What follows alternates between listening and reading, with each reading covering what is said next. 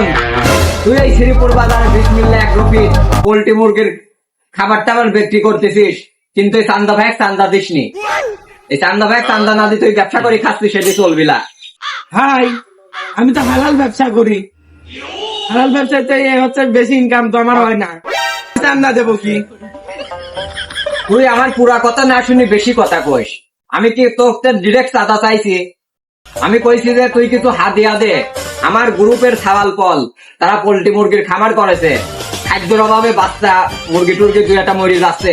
তা আমি কি পকেটের তেন তার মুরগির খাদ্য কিনে দেবো নাকি?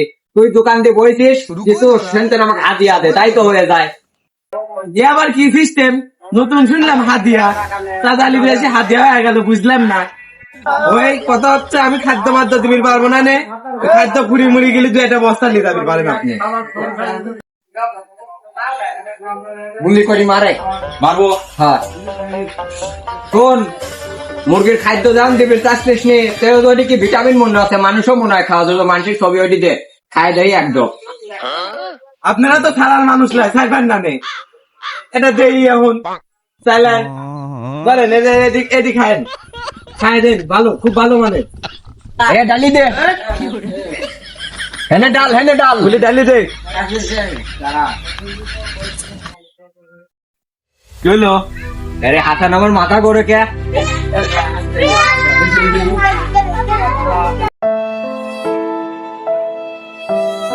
মরি গাড়ি গেছে মনে হয় না, উস্তাদ মরি গেছে আমি বাইরে।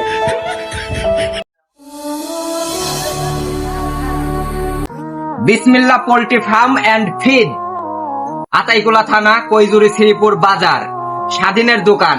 আপনারা যারা পোল্ট্রি মুরগির খাদ্য এবং ঔষধ, ভিটামিন, জিঙ্ক এইগুলা কিনতে চান, খুব সুলভ মূল্যে পাইকারি এবং খুচরা বিক্রি করা হয় এবং নির্ভেজাল, ভেজাল মুক্ত গবাদি পশুর দ্রব্যাদি এখানে পাওয়া যায়।